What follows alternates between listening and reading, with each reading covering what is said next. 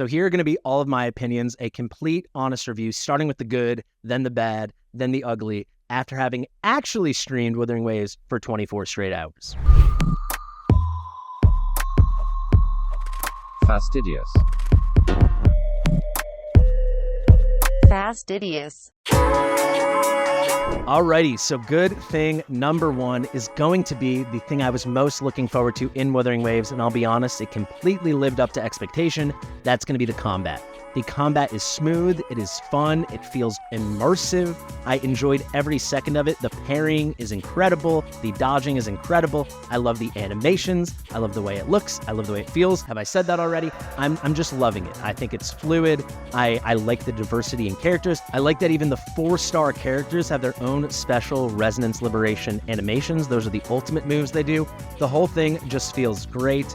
Intro, outro skills. The combat has completely lived up to the hype. The animations of the enemies you fight, particularly the overworld bosses, are awesome. Like, it's been a home run. That Scar fight especially, I mean, this was the best fight by a mile I've ever done in a gacha game. It's really even exceeded my high expectations. So we're talking about good stuff, and I promise this whole video is not just going to be good stuff. If we talk about just good stuff, the combat in Wuthering Waves is A+.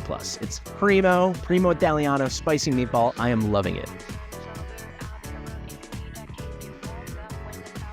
All right, good thing number two, the design in this game is awesome. Everyone that was saying the graphics wouldn't be good, that the colors would be muted, that it wouldn't be well developed, that the map would not be huge and immersive and just legitimately gigantic, you're wrong.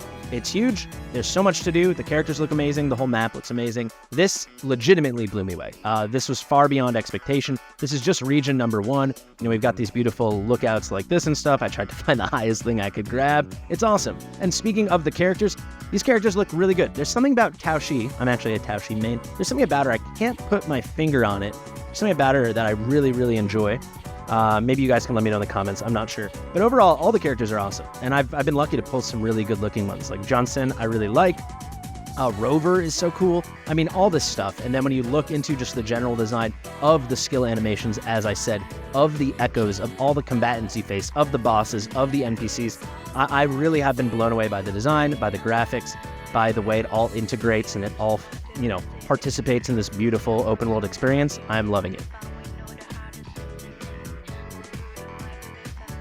And finally, good thing number three, and guys, here I'm just keying in on the main aspects that have really impressed me, that I've really enjoyed, and this is going to be the free-to-playness. How well you can play and enjoy this game and dominate this game without even having the thought of spending a penny cross your mind. Certainly, you can do that if you want to collect every single resonator, if you want them all S-sick, if you want to get every limited resonator and every limited weapon, and so on, then yeah, you'll have to spend a pretty penny. However, if you just want to have fun and grind to your heart's desire, like I said, I played 24 straight hours, we're checking in now, and there wasn't one moment where I was gated by anything because I hadn't spent money. You can get away with anything you want if you just want to play and have fun. You can do all of that free to play. Moreover, so again, with 24 hours played, these are the builds I have rocked, right? So we got level 40 on my Johnson. I'll actually show you guys my Union level. So I got to Union level 18.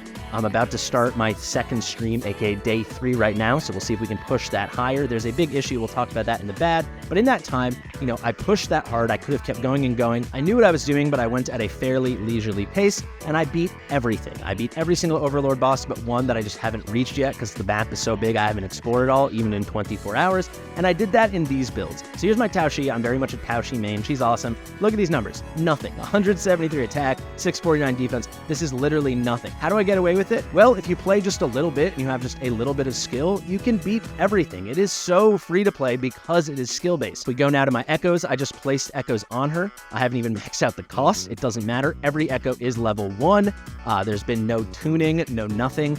I do think this may be a detriment because you need to probably learn soon how to do this stuff, but if you just want to beat it, you can do it with literally nothing. Look at all my heroes. Yang Yang wearing nothing, but I'm not using her now. Here, a bunch of unleveled echoes. We're only at 7 costs. Here, only 7 costs. I'm not min-maxing at all. I'm just having fun, and that's it. I'll show you some more weapons now. For weapons, you know, here we go, level 1. Let's go to here. I'm doing just level 1 on a 3-star weapon. It is so free to play, guys. You can absolutely enjoy this without spending a single dollar, without ever dreaming of it. I'm expecting difficulty to ramp up, but when you master, the skilled combat mechanics, or even just get slightly good at it, that is plenty to progress, and you can get away with absolute murder when it comes to crappy builds and just enjoy yourself. Alrighty, now time for some bad. So number one, and the biggest thing for me by a mile, is this game really lacks a lot of guidance and tutorialization. I don't know if that's a word, but they should tutorialize us more. For me, I've played Genshin Impact, I played Breath of the Wild, I've played gacha games, and quite frankly, I've been addicted to gacha games for 4.5 years. This is nothing for me. I was able to figure out what to do and how to have fun, but I think for the normal player, especially someone new to this kind of gacha, hasn't played a Genshin Impact or something like that, and certainly someone that has not played any gacha, they're gonna have no idea what to do, and in general, there should be a lot more guidance and kind of tutorial that shows you what to do.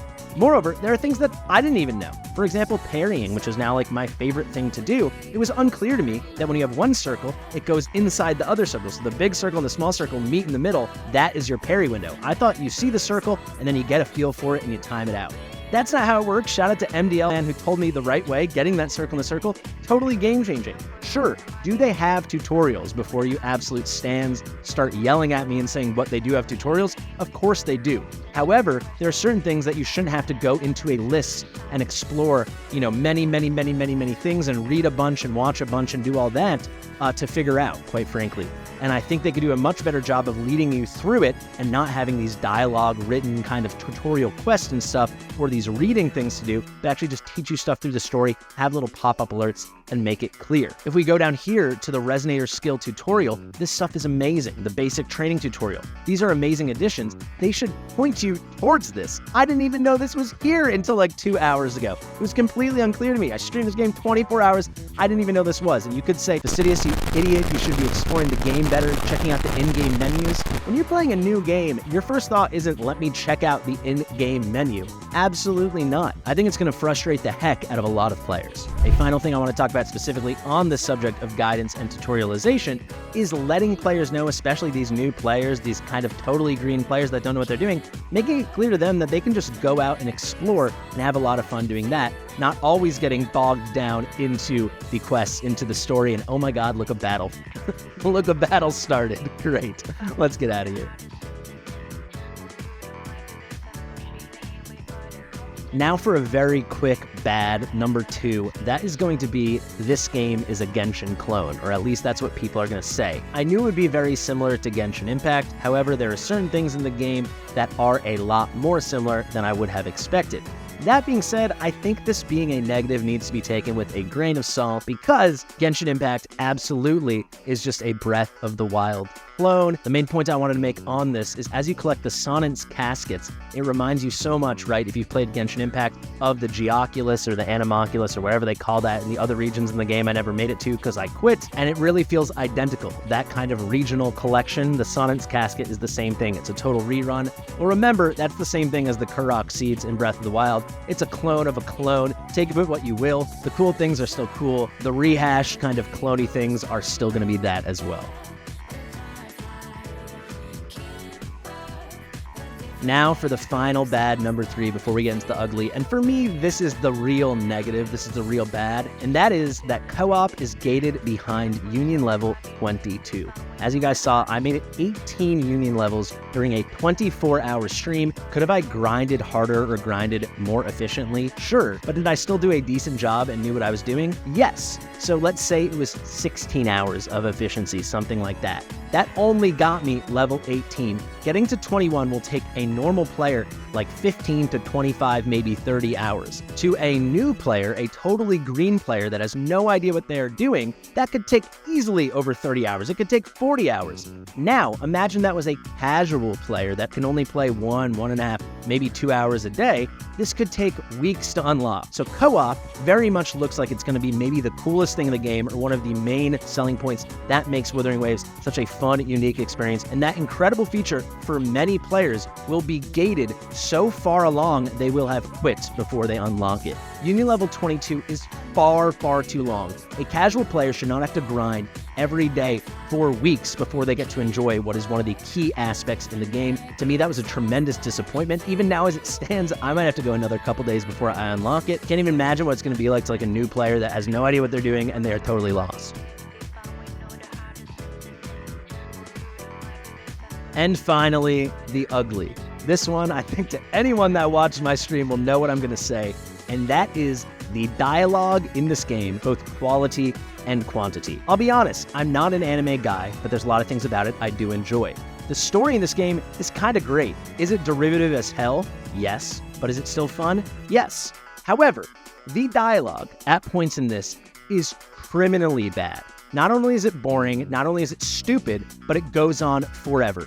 The perfect example, and that's how we're gonna wrap this up, is the sheep. When you first meet Scar, he tells you this story about a village, and sheep, and black sheep, and no exaggeration, it goes on for over 20 minutes. Is it kind of pretty with the visuals? Sure. That I was able to tolerate. Is the story interesting at all? No, in my opinion. However, that's just the story. What he's actually saying is insufferable, and you are completely locked in. I hated it. It drove me insane. However, in no way did it ever prepare me with what was to come after we beat Scar for the second time, and I had to talk to Jinsei. That took 40 minutes. There were 4 acts to whatever nonsense she was talking about. All she said was the same thing over and over in 50 ways forever, and it was a disaster. 18 hours into the stream, I was ready to gouge my eyeballs out. I think this is a colossal negative that will lose players. Maybe you enjoyed the start of what Jinsei had to say, but I guarantee you, after 15 minutes, you were bored of it.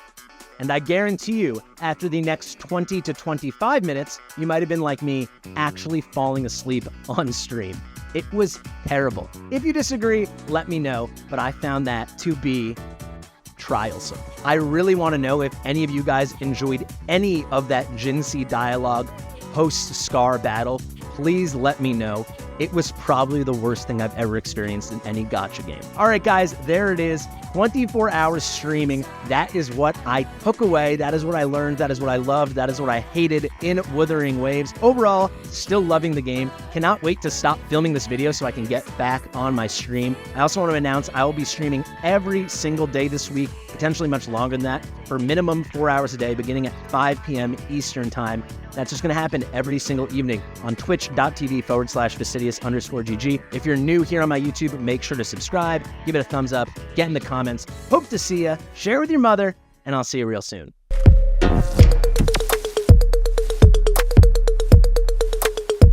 Fastidious.